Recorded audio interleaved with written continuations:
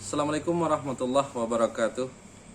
Bismillahirrahmanirrahim. Alhamdulillahirabbil alamin wassalatu wassalamu ala asrofil anbiya wal mursalin wa ala alihi washabbihi rasulillah jamain. Para pemirsa channel Hidayah Minang sana di rantau maupun di kampung halaman. Jadi kita akan mencoba menggali hakikat silek dari sisi kajian, di mana selama ini kebanyakan generasi muda hanya terpaku dengan teknik-teknik sehingga tidak memahami esensi atau definisi gerak langkah itu sendiri. Jadi mungkin pembahasan ini akan kita lakukan dengan model bersambung. Kita buat beberapa seri nantinya supaya kita benar-benar memahami esensi atau definisi hakikat silek yang sesungguhnya. Sebab silek pada intinya menurut hasil penelusuran panjang yang saya lakukan, hampir seluruhnya duo-duo atau sepuh-sepuh yang ada di berbagai negara sepakat bahwa silek merupakan himpunan pengetahuan leluhur Minangkabau. Jadi silek tidak berbicara sebatas gerak langkah atau teknik-teknik pertarungan, tapi silek berbicara tentang banyak hal di dalam kehidupan. Baiklah, untuk tahap awal ini kita akan mengangkat temanya tentang tujuan silek yang sesungguhnya, dengan konsep apa silek itu disusun, bagaimana penyusunannya. Kita akan mencoba membahasnya secara rinci dan sistematik sehingga gampang dipahami secara umum dan kita menemukan pengertian silek yang sesungguhnya. Silek sebagai ilmu bela diri pada intinya membangun kewaspadaan diri. Jadi kita perlu memahami apa dan siapa yang harus diwaspadai. Jadi kalau kita melihat silek dalam konteks bela diri, maka kita harus tahu bagaimana membela diri, apanya yang harus dibela, dari apa, tentang siapa, dan lain sebagainya. Jadi gaya bahasa filsafat yang diwariskan oleh leluhur kita yang selalu bertanya tentang dari mana, kapan, siapa, dan bagaimana, dan inilah pencarian tentang atau gaya filsafat yang sesungguhnya. Jadi filsafat itu berawal dari pertanyaan bagaimana, apa, siapa, dan seterusnya. Jadi untuk memahami silek, maka pertanyaan ini harus kita munculkan. Kalau kita melihat silek dalam konteks ilmu bela diri, maka pertanyaan yang paling mendasar, bela diri dari apa, untuk siapa, dari apa, bagaimana, dan lain sebagainya. Oleh sebab itu, silek dibangun dengan konsep kewaspadaan. Jadi, apa dan siapa yang harus diwaspadai? Yang pertama, kajian yang harus kita pahami secara mendalam adalah tentang pengenalan diri. Sebab yang harus diwaspadai itu sendiri adalah diri kita sendiri. Jadi kita harus tahu bagaimana potensi diri, bagaimana kemampuan diri, bagaimana hakikat diri yang sesungguhnya, sehingga kita benar-benar mampu tahu bagaimana kita membelanya.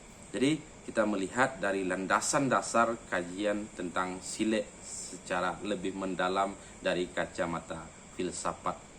Jadi ketika kita mencoba menelusuri, maka leluhur Minangkabau sebenarnya telah mewariskan dalam bahasa-bahasa yang syarat makna, dengan bahasa-bahasa kiasan tentang pengenalan diri ini sendiri. Mungkin kalau di dekade di bawah tahun 90-an masih sering kita mendengar orang-orang tua berpesan, kalau anaknya mau berjalan atau keponakannya mau berjalan, mau merantau dan lain sebagainya, selalu berpesan jangan lupa diri. Artinya harus selalu mengenal, mengingat, mengetahui diri yang sesungguhnya.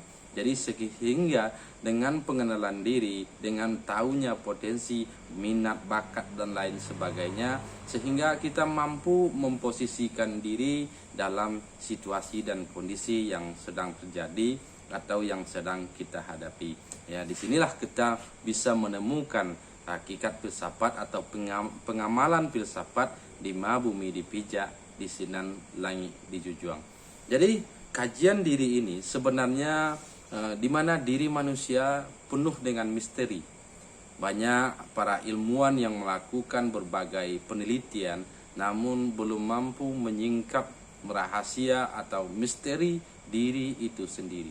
Jadi perlu kita gali lebih dalam, kita telusuri kajian-kajian, rumusan-rumusan yang telah diwariskan oleh leluhur kita. Jadi pada intinya kajian yang mendasar dalam konteks Minangkabau tidak lain tidak bukan kita harus mengacu kepada Tambo ala Minangkabau, di mana selama ini Tambo hanya dipandang dari segi atau dari kacamata sejarah, sehingga kita selalu melihat Tambo dalam konteks sejarah, apalagi pandangan-pandangan sejarah yang sempit yang hanya melihat perjalanan peradaban dalam arti kebudayaan.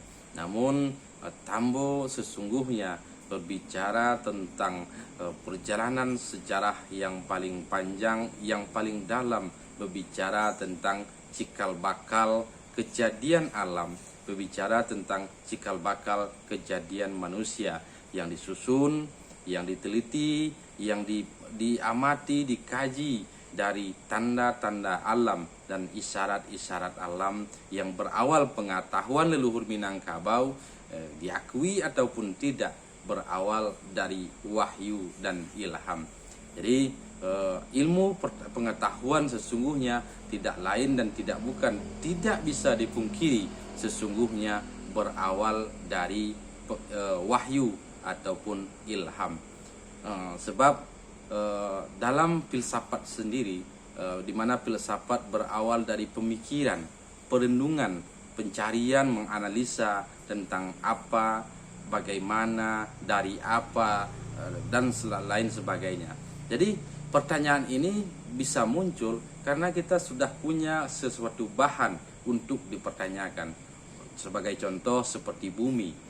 Kata bumi itu sendiri kita kenali dari pengenalan tentang siapa yang mengenalkan kata atau nama bumi itu sendiri, atau nama alam semesta di mana kita hidup dan kita tinggal, yang terdiri dari langit, bumi, seluruh galaksi dan lain sebagainya. Jadi ada sebagian ilmuwan atau filsafat Yunani kuno pernah mengatakan bahwa pengetahuan itu murni dari hasil pemikiran tanpa terkontaminasi oleh kepercayaan-kepercayaan atau agama. Tapi kalau kita mau menyadari lebih dalam, tidak lain dan tidak bukan bahwa awal pengetahuan tidak bisa kita lepaskan dari wahyu. Sebagaimana Allah menjelaskan di dalam Al-Quran, bagaimana Allah menciptakan Nabi Adam sebagai khalifah di muka bumi. Kemudian Allah mengajarkan nama-nama setiap benda ke Nabi Adam. Nama-nama inilah di antara salah satu cikal bakal pengetahuan yang akhirnya menantang manusia untuk menelusuri, mengkaji lebih dalam tentang nama itu sendiri. Seperti nama bumi. Bumi itu akan muncul pertanyaan-pertanyaan dari apa bahan alam semesta, bagaimana alam semesta diciptakan, dan lain sebagainya. Jadi pertanyaan-pertanyaan inilah yang menantang naluri manusia untuk ingin tahu lebih dalam. Akhirnya dilakukan perenungan, diamati segala sesuatu, dan petunjuk-petunjuk yang paling nyata tidak lain adalah alam semesta itu sendiri. Sebagaimana Allah menjelaskan, tidakkah engkau perhatikan betapa langit disuguhkan dan bumi dihamparkan? Tidakkah engkau perhatikan pergantian siang dan malam? Tidakkah engkau perhatikan bagaimana binatang onta dan lain sebagainya? Sesungguhnya di semuanya itu terdapat tanda-tanda bagi orang yang mempergunakan akalnya. Dari dalam konteks inilah maka leluhur Minangkabau untuk menemukan pemahaman yang mendalam, maka meletakkan alam dan seluruh gejalanya dan tanda-tandanya sebagai guru dan pedoman. Di balun saleba kuku, di kambang saleba alam, alam tak kambang jadi guru, bumi jolangi keteladan. Jadi disinilah awal pengenalan kita tentang hakikat bela diri untuk mengetahui diri yang sesungguhnya. Jadi tidak lepas kajian-kajiannya dari pengamatan tentang alam, mengurai kembali petunjuk wahyu dan ilham sehingga dapat atau mendapatkan pemahaman untuk dijadikan pegangan dan pedoman di dalam kehidupan. Jadi kita kembali kepada konteks pengenalan diri. Jadi disinilah perlu kita memahami dasar kajian leluhur Minangkabau tentang konteks Tambo yang merupakan rumusan dari pengetahuan dan pemahaman yang dikemas dalam rumusan diwariskan dari generasi ke generasi untuk menjaga pemahaman atau pengetahuan leluhur itu sendiri. Jadi untuk tahu lebih lanjutnya, kita tunggu sesi yang selanjutnya. Kita akan mengkaji tentang bagaimana proses kejadian alam semesta, termasuk proses kejadian diri manusia untuk menjadi pemahaman dan pelajaran bagaimana kita menemukan hakikat bela diri yang sesungguhnya.